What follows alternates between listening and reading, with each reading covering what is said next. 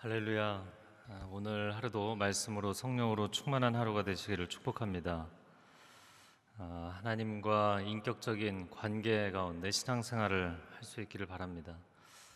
오늘 말씀 신명기 18장 상반부인데요. 앞부분은 예배 제도에 대해서, 뒷부분은 우상 숭배에 대한 이야기를 하고 있습니다.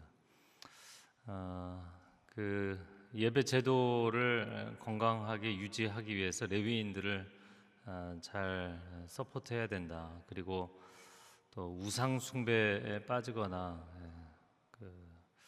점을 치거나 또 무당이 되거나 우리 자녀들 또 우리 자신도 마찬가지죠.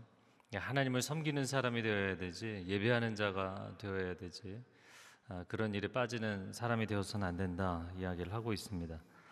자, 오늘 본문의 1절과 2절 말씀 한번 같이 읽어보겠습니다. 시작. 레위 사람 제사장들과 모든 레위 지파는 이스라엘에서 할당된 목도 기업도 없으니 그들은 여호와께 드린 화제물을 먹고 살 것이다. 그것이 그들의 기업이기 때문이다.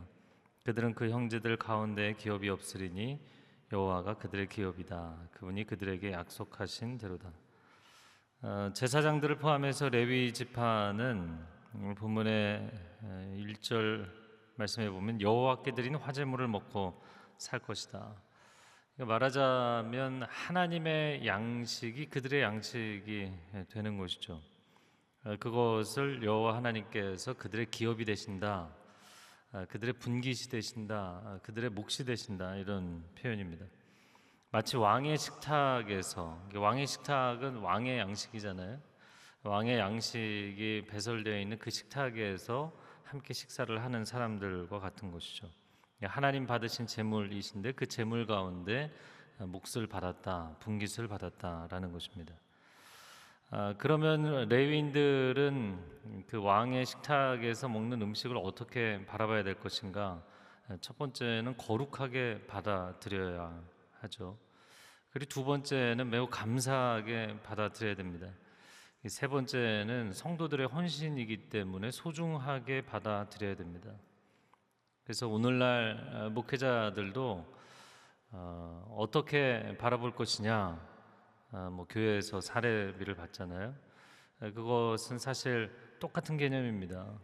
하나님 앞에 드린 것이 일부분이 목회자들의 분깃이 되기 때문에 그것에 대해서 거룩하게 받아들이고 또 감사하게 받아들이고 또 성도들의 헌신의 일부분이기 때문에 소중하게 받아들여야 되는 것이죠.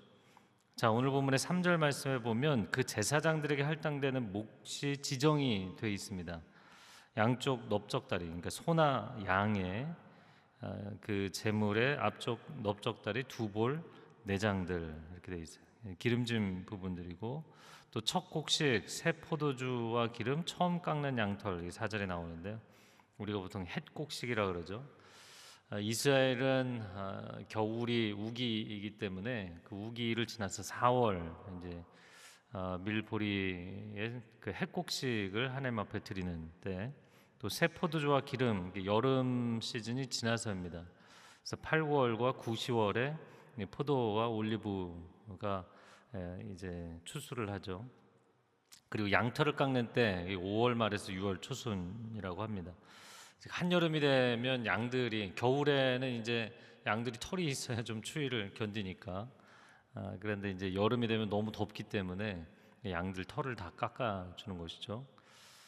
그래서 과수원의 경우에는 이제 첫 열매를 따는 것, 또 논밭에서는 곡식을 추수하는 것, 양의 경우에는 양털 깎는 날, 이게 다 똑같은 개념의 아주 중요한 추수하는 기쁨의 날입니다.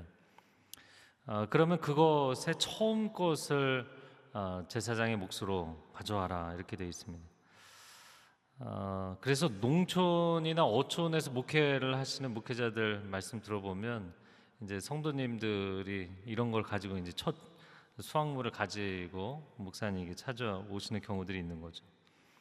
과수원에서 키운 과일도 그렇고요. 또 잡아온 낚시해서 온 물고기를 가져오시는 경우들도 있고 그런 것이죠. 제가 밴쿠버 있을 때 물론 뭐 도시지만 이제 좀 외곽 쪽으로 나가면 약간 이제 컨트리 사이드죠. 근데 그 중에서 한 번 재밌었던 것은 그 라이선스를 받아서 이게 면허를 받아서 곰사냥을 하시는 분들이 있어요. 네. 근데 이제 곰사냥 하시는 분이 한 번은 연락을 하시더니 그 곰 고기가 생겼는데 좀 드시겠냐고. 그래서 한 들통을 이 곰 그 다리살로 해서 이 곰 육개장을 해갖고 오신 적이 있어요. 그래서 겨우 내 먹었던 기억이 있습니다. 아, 하나님 앞에 드리는 양식, 하나님 앞에 드리는 그 분기, 그것의 일부분을 제사장들이 갖게 된다 이렇게 되어 있습니다. 오늘 본문에 이제 3절과 4절의 말씀을 보면서 아벨이 하나님 앞에 제사를 지낼 때 기름진 것과 처음 것을 드렸죠. 그러니까 좋은 것을 드렸다는 거예요.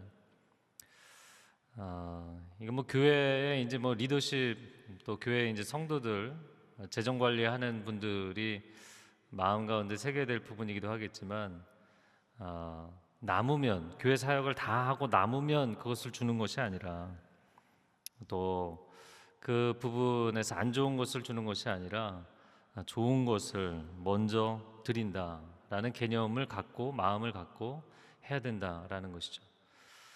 물론 또 한 가지는 오늘 본문에 대해서 뭐 레위 그 당시로는 레위인이고 오늘날로 얘기하자면 목회자들인데 목회자들이 생각해야 될 것은 몫이 딱 지정이 되어 있다는 거예요. 일정 분량 이상을 욕심을 내지 못하도록 하나님께서 명시를 하신 거예요. 서로가 지켜야 될 부분이 있는 것이죠. 자, 6절 말씀, 7절, 8절 말씀에 보면 이게 내용이 무엇이냐면 레위인이 고향을 떠나서 중앙 성소, 하나님이 지정하신 중앙 성소, 이제 나중에 예루살렘 성소가 되는데 거기에 가고 싶다. 내가 정말 그 중앙 성소에 섬기고 싶은 갈망이 있다. 레위인들이 12개 지파 전국에 흩어져 있었잖아요. 근데 자기의 사는 땅에서 예루살렘으로 가고 싶다. 그러면 두 가지가 필요한데 첫 번째는 봉사할 수 있다. 그러니까 봉사하는 의무, 성소에서 봉사하는 의무를 그 사람도 함께 할 수 있다. 그게 이제 7절 하반절에 보면 섬길 수 있다 이렇게 돼 있죠. 그리고 8절 하반절에 보면 몫을 나누어 가질 수 있다. 봉사의 의무와 분깃을 받을 권리, 의무와 권리 두 가지를 다 그곳에서 갖는다라고 말씀하고 있습니다. 자, 어제는 세속 지도자인 왕에 대해서 이야기를 했는데 오늘 이 말씀은 하나님 앞에 영적인 사역을 하는 예배 사역을 하는 영적인 사역자인 레위인에 대한 이야기를 하고 있어요. 그래서 오늘날 뭐 목회자들에게 적용을 한다면 뭐 목회자들 또 사역자들 다 해당이 되겠는데요.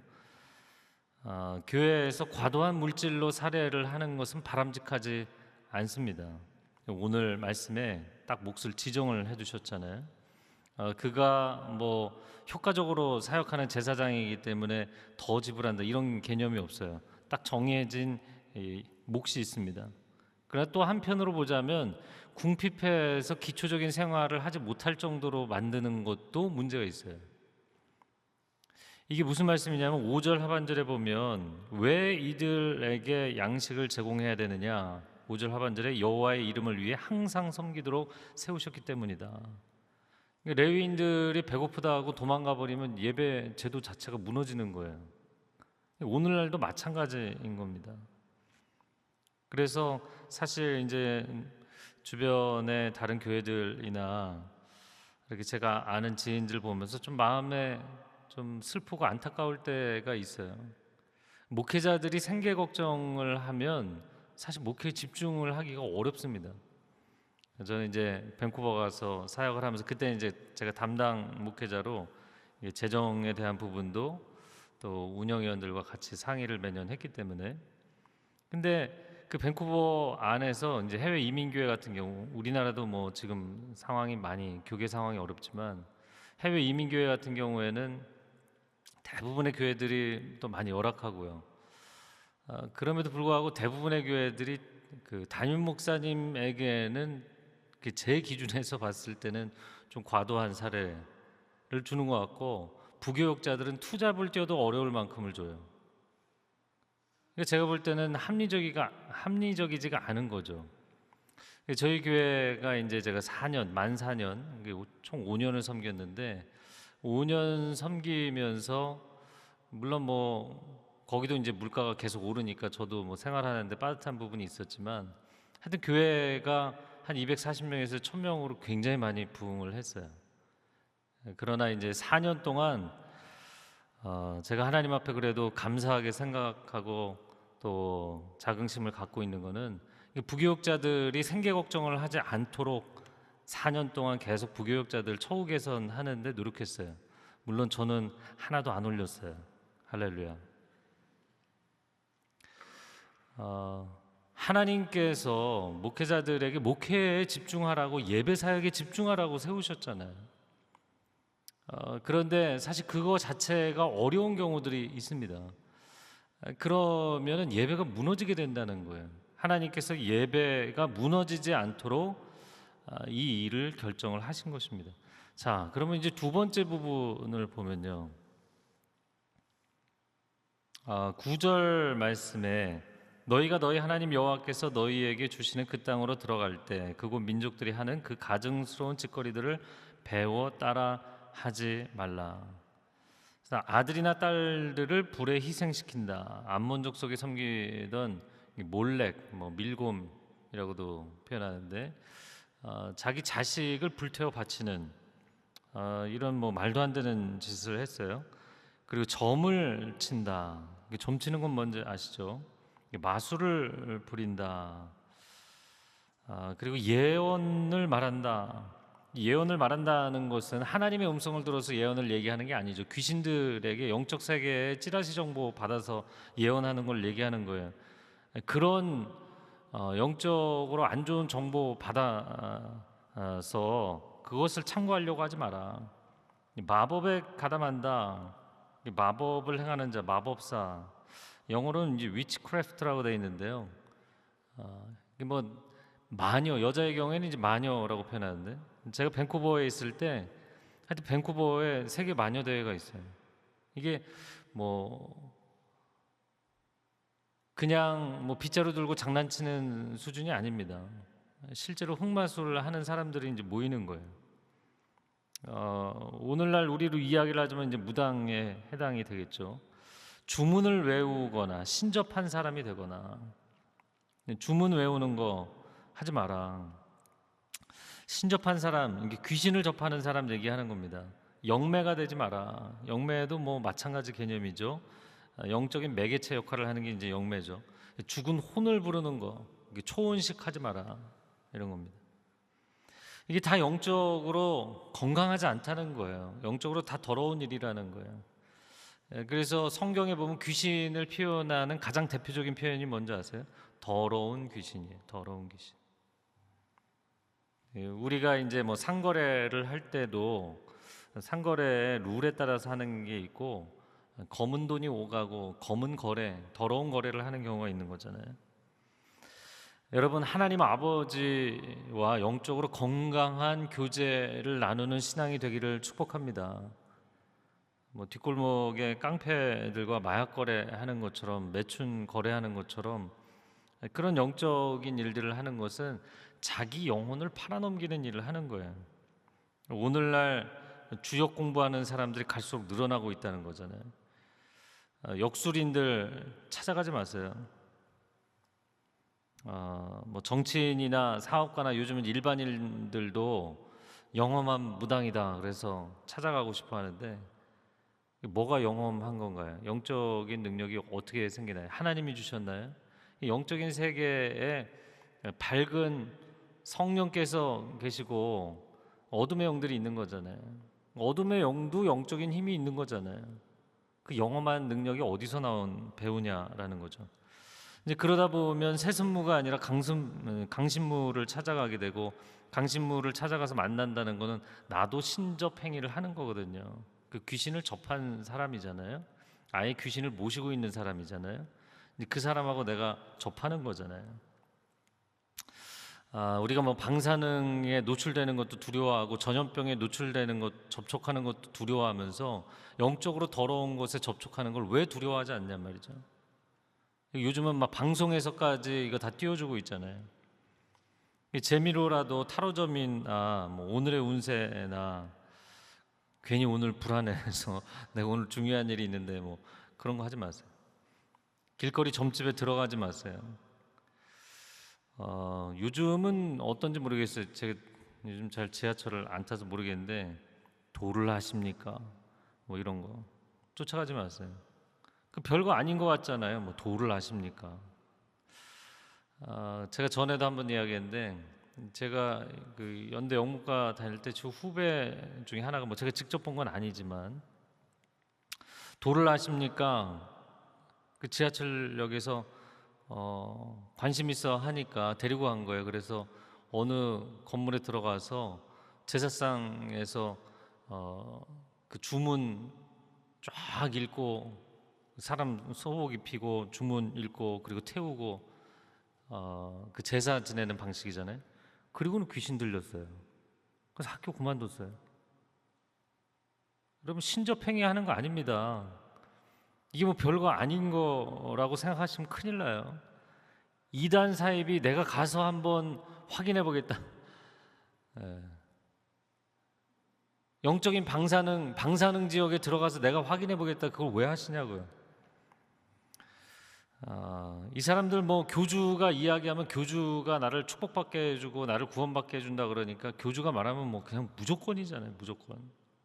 무조건 맹종하는 거잖아요.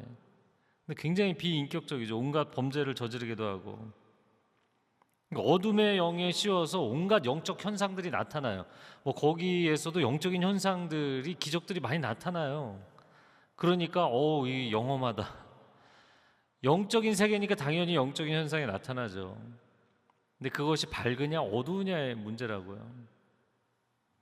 국가 공권력도 힘이 있는 것이고 그 지하 조직들 우리가 보통 이야기하는 조폭들도 힘이 있는 거예요. 근데 그게 이제 정당한 힘이냐 부당한 힘이냐 이 차이가 있는 것이죠. 자, 우리나라가 구한 말까지 마을마다 집집마다 귀신들이 득실거리던 곳이었습니다. 지금 복음으로 이 땅이 영적인 정화가 굉장히 많이 이루어진 것이라고요. 깨끗해진 거예요. 그런데 오늘날 우리가 21세기 고도의 물질 문명, 도시 문명 가운데 있는데 귀신들 찾는 문화로 돌아가고 있어요. 그럼 우리나라만 그런가? 전 세계적으로 하나님에 대한 절대신앙이 절대주의가 무너지면서 전부 뭐 하고 있는지 아세요? 다 귀신들 찾고 있어요. 그래서 샤머니즘이 굉장히 21세기 득세하고 있습니다. 혼합 종교가 득세하고 있습니다. 그러면서 이 다원주의를 이야기하고 혼합 종교를 이야기하고 이 신도 괜찮고 저 신도 괜찮고 그냥 일반 종교사적으로 이야기를 하자면 이건 퇴보하는 거예요. 만신전 섬기다가 인격적이신 한 분 하나님을 만나게 된 거잖아요. 이런저런 정말 완전히 춘추전국 시대 온갖 잡신들에게 어려움을 당하다가 인격적인 한 분의 군주를 그리고 인격적인 아버지를 만난 거잖아요. 그런데 그분을 거부하고 다시 돌아가고 있는 거예요. 이게 다원주의가 마치 선진 사상인 것처럼 어제도 이야기했지만 선진 사상인 것처럼 이야기하는 것은 굉장히 잘못된 생각입니다. 영적으로 보자면 종교사적으로 보자면 원시적인 상황으로 돌아가고 있는 거예요. 자, 그런데 우리는 난 이런 거 상관없습니다 이렇게 생각할지 모르지만 도대체 사람들이 교회 다니는 사람들도 신앙이 있다는 사람들도 왜 이런 걸 찾아갈까요? 하나님의 음성 듣기는 너무 어려워요. 근데 무당은 딱 찾아가면 그 자리에서 복채 내놓으면 거기서 뭐를 흔들든 뭘 뿌리든 던지든 하여튼간에 그 자리에서 얘기를 해주거든요. 이 영적인 세계에 대한 목마름. 여러분 그냥 내가 돈 주고 성을 사는 것, 여러분 온라인상에서 그래서 이제 심각한 문제들이 된 거잖아요. 내가 어떤 사람과 진정한 인격적인 교제를 나누고 교감을 나누는 것은 굉장히 오랜 시간이 걸리고 수고가 필요하고 노력이 필요한 거예요. 진정성이 필요한 거라고요. 하나님과의 인격적인 관계가 어렵다고 해서 여러분 영적인 야매에 빠지는 것입니다. 그런데 너무나 많은 사람들이 이런 감각주의 그리고 결과주의 그리고 마음이 급한 거예요. 인격적으로 영적인 하나님과 교제하지를 못하고 그런 데 빠지는 거예요. 그러면 그것에 또 인간 안에 있는 욕망의 기저에는 내가 원하는 게 있는 거예요. 내가 탐하고 욕심이 나는 게 있는데 대표적인 게 뭔가요? 물질과 쾌락이죠. 성공. 이게 하나님보다 중요하면, 그래서 어제 왕에게도 이 세 가지를 이야기한 것입니다. 이것을 하나님보다 내가 더 중요하게 생각하면 결국에는 엉뚱한 걸 찾게 돼 있어요. 아니면 하나님을 귀신처럼 찾게 돼 있든지. 그래서 샤머니즘적인 기독교가 나오는 거예요. 하나님은 인격적이신데 내가 하나님 인격적으로 대하지 않고, 마치 부모님은 자녀를 인격적으로 사랑하는데 자녀는 부모님이 물주로만 보이고 이런 현상이 일어나는 거예요. 여러분 건강한 신앙생활 하시기 바랍니다. 그래서 예배가 건강해야 된다. 교회가 건강해야 된다. 그렇지 않으면 이 시대도 이게 옛날이나 이런 얘기가 있지 오늘날도 그러겠는가. 오늘날도 똑같은 거예요. 이 시간 함께 기도하겠습니다. 기도할 때 하나님 평생에 하나님과 인격적으로 동행하는 삶이 되게 하여 주옵소서. 특별히 이 시간 한국교회를 위해서 기도하면 좋겠습니다. 목회자들을 위해서 기도하면 좋겠습니다. 하나님 건강하게 거룩하고 순결하게 온전하게 하나님 앞에 헌신하는 목회자들이 되게 하여 주시고, 오직 하나님 앞에 헌신하고 또 성도들에게 헌신하는 목회자들, 한국교회 목회자들 되게 하여 주시고, 한국교회가 너무나 많이 위태롭고 흔들리고 무너지는 가운데 있습니다. 하나님 한국교회가 다시 영적인 권위를 회복할 수 있게 하여 주시고 복음의 능력을 회복하게 하여 주시옵소서. 생명을 살리는 교회가 되게 하여 주시고 나라를 살리는 교회 되게 하여 주시옵소서. 주여 삼창어 통성으로 기도하겠습니다. 주여 주여 주여. 오 하나님, 이 시대를 긍휼히 여겨 주시옵소서. 불쌍히 여겨 주시옵소서. 우리 영혼이 깨어 일어나게 하여 주시옵소서. 목회자들도 하나님 앞에 온전히 거룩하게 순전하게 헌신할 수 있게 하여 주시옵소서. 성도들도 하나님 앞에 교회를 사랑하며 교회를 건강하게 세워가는 일에 모두가 합력하며 헌신할 수 있게 하여 주시옵소서. 이 시대의 교회가 위기 가운데 있습니다. 깨어 일어나게 하여 주시옵소서. 교회가 세상이 추구하는 것을 추구하지 않게 하여 주옵소서. 물질을 추구하거나 향락을 추구하지 하거나 힘을 추구하지 않게 하여 주옵소서. 교회가 거룩하신 하나님의 임재를 사모하게 하여 주시고 전심으로 하나님의 신령과 진정으로 예배하는 교회 되게 하여 주시며 하나님의 영광을 바라보게 하여 주옵소서. 죽어가는 영혼들을 살리며 성도들을 살리는 일에 헌신하게 하여 주옵소서. 이 땅에 귀신의 영, 어둠의 영들이 사라지기를 원합니다. 주님, 영적 정화가 일어나게 하여 주옵소서. 영적 정화가 일어나게 하여 주옵소서. 사술의 영, 어둠의 영, 거짓의 영들, 더러운 영들이 예수의 보혈로 아버지 덮여지고 떠나가게 하여 주시옵소서.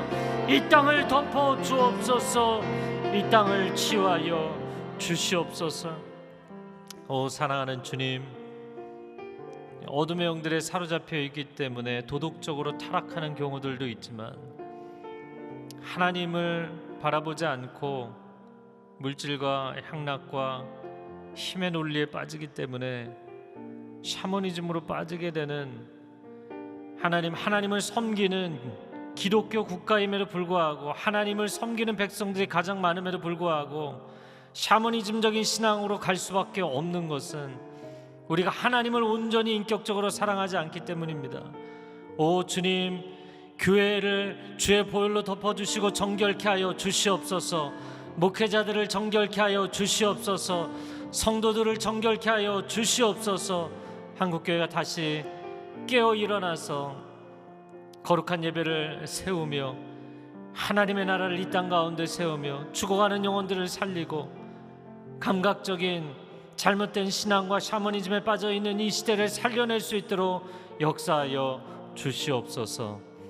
이제는 우리 주 예수 그리스도의 은혜와 하나님 아버지의 극진하신 사랑과 성령의 교통하심이 온전한 예배자로 하나님 앞에 살아가며 또한 하나님이 세우신 주의 몸된 교회를 건강하게 세워가기를 소원하는 귀한 하나님의 백성들 위해, 소중한 가정과 자녀들과 일터 위에, 그리고 저 북녘 땅 위에 땅끝에 주의 복음 증거하는 귀한 선교사님들 위해 이제로부터 영원토록 함께하여 주시기를 간절히 축원하옵나이다. 아멘.